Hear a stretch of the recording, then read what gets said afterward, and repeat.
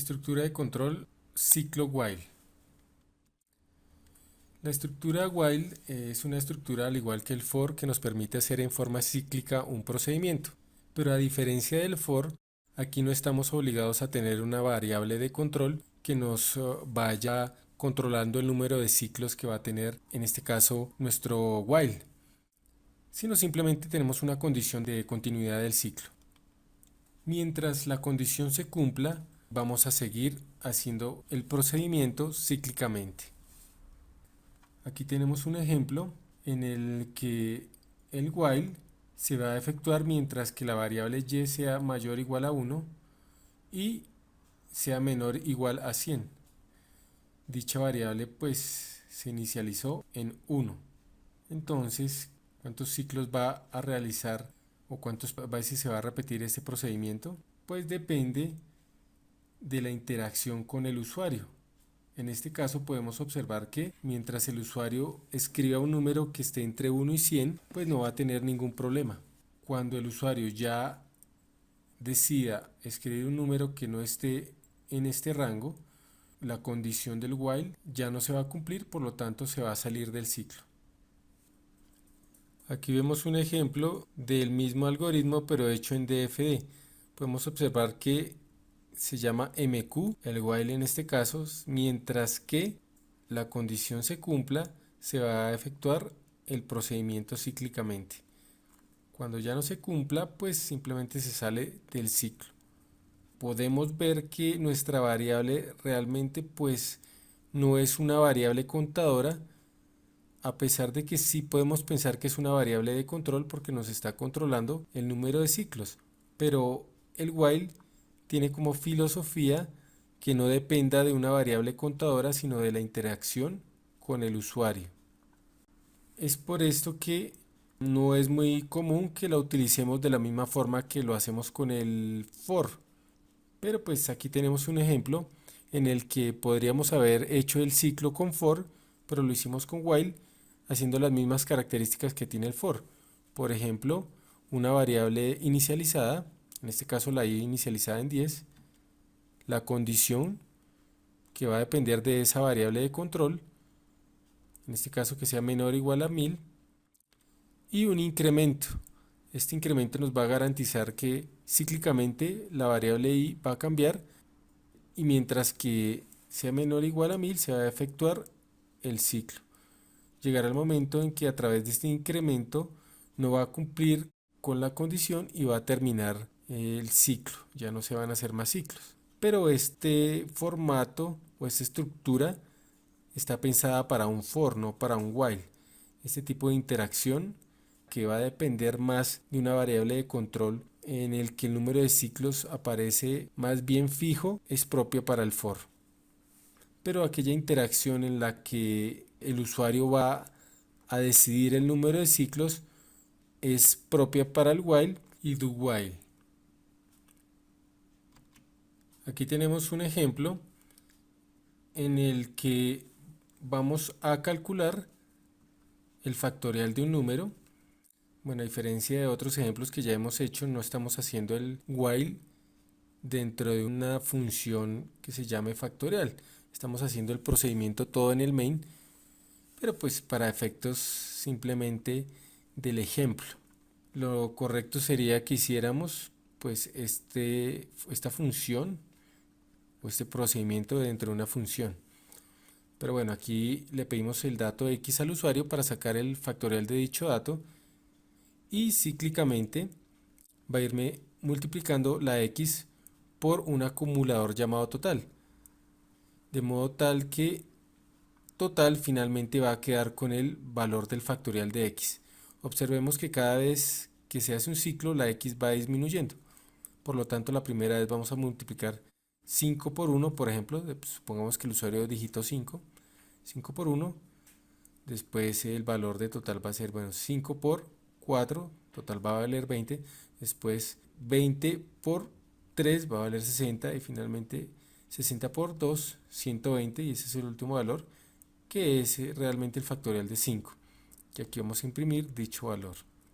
Este ejemplo es más bien propio de un for. Si observamos claramente vamos a ver que La variable x es una variable que termina siendo una variable de control contador, ¿sí? Una variable contadora que tiene una condición de terminación y tiene un incremento, en este caso un decremento. Entonces son características que hacen que este problema sea más fácil de modelar o de representar a través de un for. Bueno, revisemos este algoritmo con el while, que mientras que la x sea mayor que 0 va a ejecutarse, pero vamos a ponerle a que nos imprima el valor de la variable total cada vez que hace un ciclo. Esta variable es entera.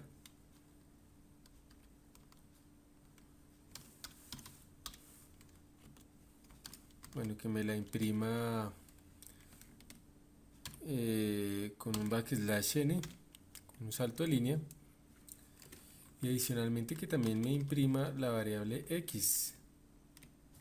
Entonces que me imprima el valor de la variable x. Esto a modo de una impresión como de una tabla prueba de escritorio. Bueno, aquí pongámosle el backslash t y el nombre total, y aquí pongámosle el nombre x. Se me está olvidando la f, y corrámoslo para ver cómo nos va a trabajar. Entonces vamos a suponer que vamos a sacar el factorial de 5, y en efecto me muestra todos los valores que tuvo la variable total y los valores que tuvo la variable x hasta llegar a 1, y la sucesiva multiplicación de ellos pues me dio el factorial.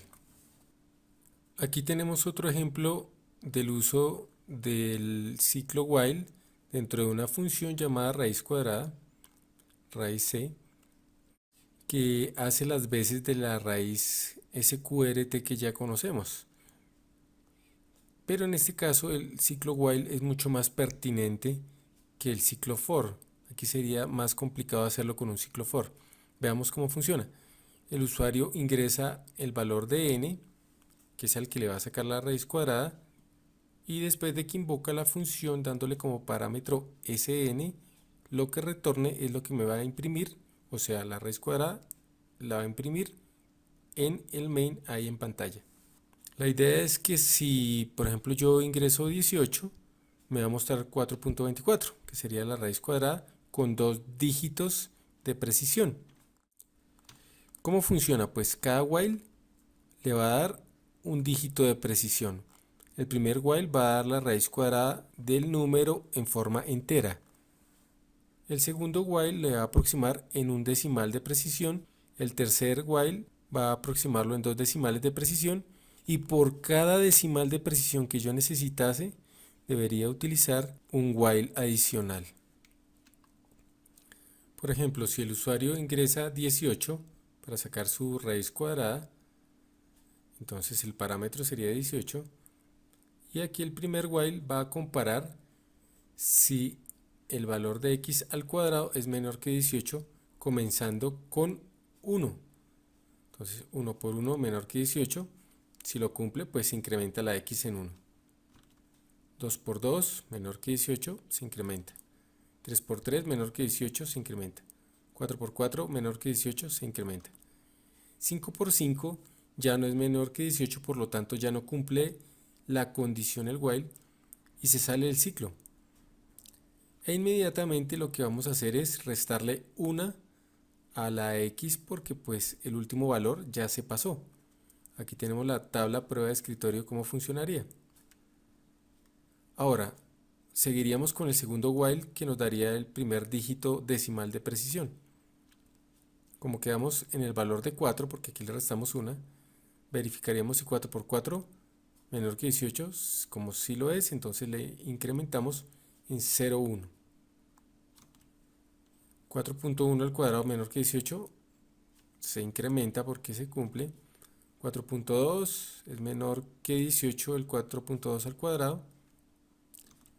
Con 4.3 al cuadrado ya no se cumple porque ya no es menor que 18. Ya en este caso nos da 18.49. Por lo tanto tenemos que restarle para dejarlo en el último valor antes de que se pasara. Por eso nos va a quedar en 4.2 finalmente, al terminar este segundo ciclo. Ahora en el tercer ciclo, que nos da el segundo decimal de precisión, pues le vamos a ir sumando de 0.01 en 0.01. Entonces 4.2 al cuadrado menor que 18, 4.21 al cuadrado menor que 18, 4.22 al cuadrado menor que 18 y se incrementa de 0.01 en 0.01, 4.23 al cuadrado menor que 18, 4.24 al cuadrado menor que 18 y finalmente 4.25 al cuadrado si ya no es menor que 18, por lo tanto ya no se cumple la condición del while. Y al igual que siempre esto es simétrico, vamos a restarle el valor de 0.01 para que quede en el anterior valor antes de pasarse. Por lo tanto, la x quedaría en 4.24, que sería el último valor con el que retornaría aquí a la x. 4.24. Aquí veríamos cómo queda, o aquí vemos cómo queda la tabla prueba de escritorio con todos los valores que tuvo la x durante los 3 ciclos while. Y los valores que tuvo pues la x al elevarse al cuadrado, y la n pues nunca cambió su valor porque la n tiene el valor del número al que le vamos a sacar la raíz cuadrada. Aquí tenemos el ejemplo en el dev. Le hemos hecho algunos cambios, por ejemplo pues el IOStream lo pusimos sin el punto h para utilizar la nueva librería IOStream, adicionándole el using namespace std. Y el main, pues aquí el dev me exige que retorne algo, entonces retorna un entero, que va a ser en este caso pues retorno 0. Vamos a correrlo como nos funciona. Compilamos y ponemos por ejemplo que nos saque la raíz cuadrada de 82. Es parecido a 81 que es 9, entonces nos daría 9.05. Nos da los dos decimales de precisión. O corrámosla con otro valor un poco más grande. Y acá nos da la raíz cuadrada respectiva, que sería 28.100. Aquí me quedo con algunos problemas de alineación. Debería dejar el while acá. Este estaría dentro del while, este no pertenecería al while. Esto está dentro del while, esto está por fuera del while. Esto es dentro del while, esto está por fuera del while. Y el return pues obviamente por fuera del while. No necesito corchetes porque el while tiene solo una línea en cada uno de los casos. Solamente esa línea. Y esto está por fuera. Ahora, si yo quisiera hacer esto con un for, podría hacer algo así como esto. For el primer dato, la x, comenzaría en 1. ¿Sí? Mientras que el cuadrado de x sea menor que n. Y voy haciendo el incremento de x. X más, que es lo mismo que poner x igual a x más 1. Es lo mismo que esto. Y fácilmente, incluso pues aquí me funcionaría el asunto sin ningún problema. ¿Sí? Aunque pues aquí ya tendría un problemita pues, pequeño. Y es que básicamente el for no tendría nada en su interior, ¿no?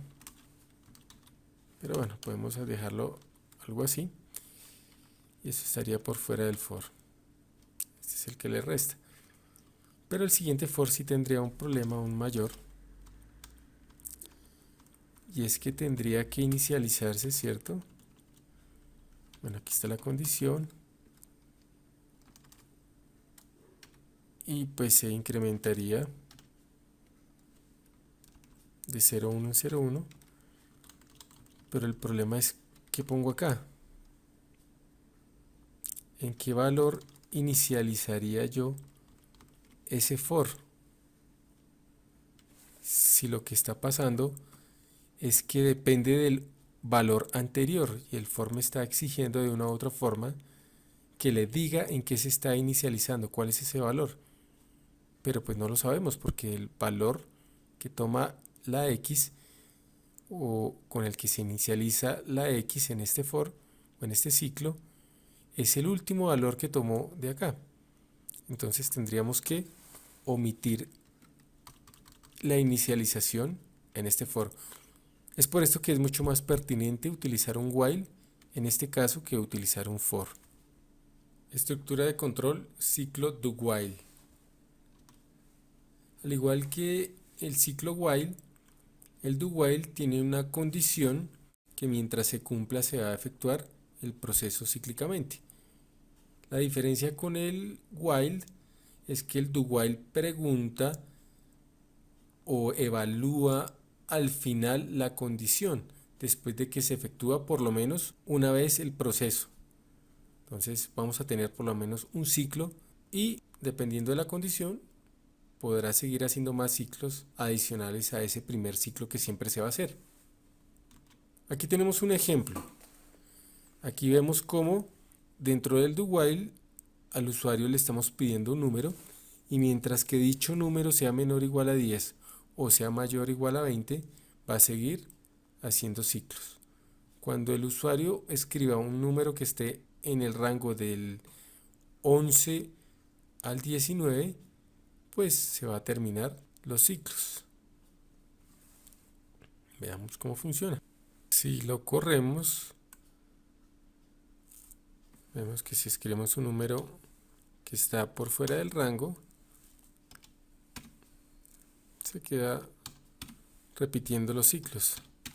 Pero cuando escribimos un número dentro del rango, pues se terminan los ciclos. Ahora, si yo quisiera hacer esto con un while,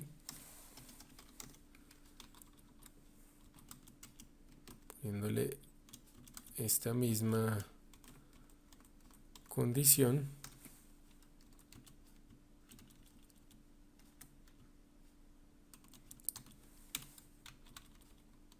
pues tendría un problema. Y es que básicamente va a evaluar la condición antes de que siquiera el usuario le haya dado algún valor aquí con el scanf. El usuario no le ha podido dar ningún valor y ya está evaluando la condición. Por lo tanto, tendría que darle un valor que no se encuentre dentro del rango para que me pueda funcionar sin ningún problema. O sea que hay que darle un valor arbitrario inicialmente. Ahora, si dicho valor pues no corresponde con lo que tenemos acá para que continúe los ciclos, simplemente nunca va a ser un solo ciclo. Aquí tenemos otro ejemplo en el que cíclicamente a través de un do while vamos a estar invocando una función que se llama factor escala. Esta función recibe dos parámetros que son la longitud de un objeto real y la longitud en un mapa. Por lo tanto, la función factor escala nos va a encontrar, como lo dice su nombre, el factor de escala entre el objeto real y el objeto del mapa.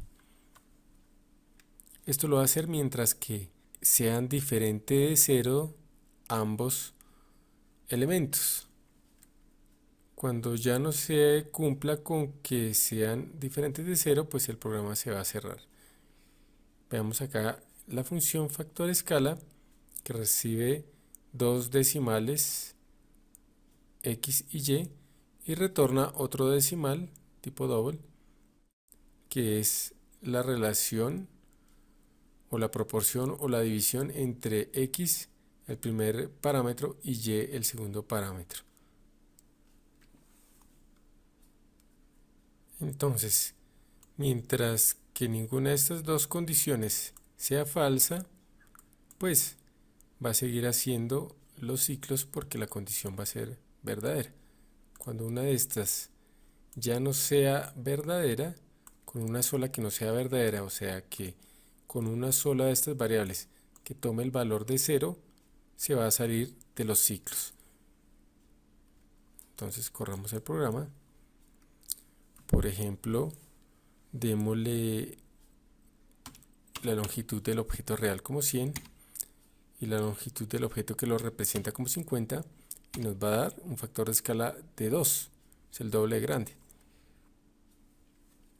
O si le ponemos una longitud de 100 de nuevo al objeto real y el objeto que lo representa en el mapa, por ejemplo, una longitud de 2, me va a decir que el objeto es 50 veces más grande. Ahora, si yo le pongo, por ejemplo, 0 y al otro 10, al haber puesto 0, pues la condición se volvió falsa, por lo tanto se salió del ciclo. La instrucción continue o continúe la podemos poner dentro de un ciclo, ya sea un for, un while o un do while, y lo que va a hacer es que todo lo que esté debajo del continue lo va a ignorar y va a reiniciar el ciclo. Veamos un ejemplo. Aquí tenemos un ciclo do while que se va a ejecutar en teoría 3 veces, porque pues la variable que nos controla el número de ciclos es la x. X comienza en 1 y mientras que x sea menor o igual a 3 va a estar ejecutando los ciclos, y en cada ciclo la x se incrementa en 1. Pero como tenemos un continuo, pues esto va a depender de si se efectúa el continuo. Todo esto que tenemos abajo, incluyendo el incremento del x, no se va a efectuar, pero no vamos a salir del ciclo, vuelve y se reinicia, o bueno, os continúa el ciclo y vuelve a revisar esto de acá. Aquí en este ejemplo estamos utilizando un dividendo y un divisor para calcular su respectivo residuo. Estamos haciendo como si el operador módulo o el operador residuo no existiera, y vamos a calcular el residuo utilizando un algoritmo muy sencillo. Por ejemplo, si el dividendo es 17 y el divisor, por ejemplo, es 5, sabemos que el residuo que va a quedar es 2. Pero pues aquí en el algoritmo vamos a ver rápidamente que si el dividendo lo divido sobre el divisor, en este caso me va a dar 3 punto algo, ¿cierto? Pero como esta variable es entera, solamente va a tomar el 3, la variable de relación entera. Ahora, si al dividendo yo le resto la multiplicación de relación entera por el divisor, o sea 3 por 5, en este caso 17 menos 3 por 5 me va a dar 17 menos 15, lo que va a ser igual a 2. Por lo tanto, este algoritmo me va a mostrar el residuo de dividir un número entre el otro. Pero, ¿qué pasa si el usuario le da por ingresar como divisor el 0? Pues para proteger el algoritmo de este tipo de operaciones, de esta operación de división sobre 0, lo que hace es que continúa. Quiere decir que no va a tener en cuenta nada de esto de lo que está abajo, no se incrementa la x, y lo que hace es repetir el ciclo. Veámoslo funcionando. Corremos el programa. Por ejemplo, aquí le vamos a dar 21 y 6 y el residuo nos va a dar 21 sobre 6 y el residuo va a ser 3. O por ejemplo 5 dividido 12, el residuo va a ser el mismo 5. En estos casos en el que el numerador es menor que el denominador, pues es el mismo numerador el residuo. O por ejemplo, si vamos a poner 71 residuo 2 dividido 2 nos va a dar como residuo 1.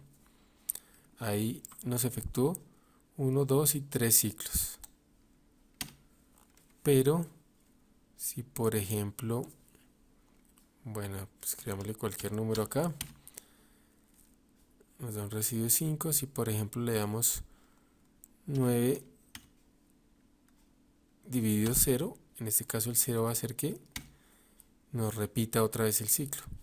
14 por ejemplo dividido 0, nos repite otra vez el ciclo. Y ahí podemos quedarnos porque no se va a incrementar la X, repite simplemente el ciclo. Pero si intercambiamos ese continue o continue con un break, este break sí rompe el ciclo y se sale del ciclo. Ya no es que va a reiniciar el ciclo sin tener en cuenta lo que hay abajo, no. Simplemente se sale del ciclo, el ciclo que sea un for, un while o un do while. De hecho, este break ya lo habíamos utilizado para salirnos de la estructura switch.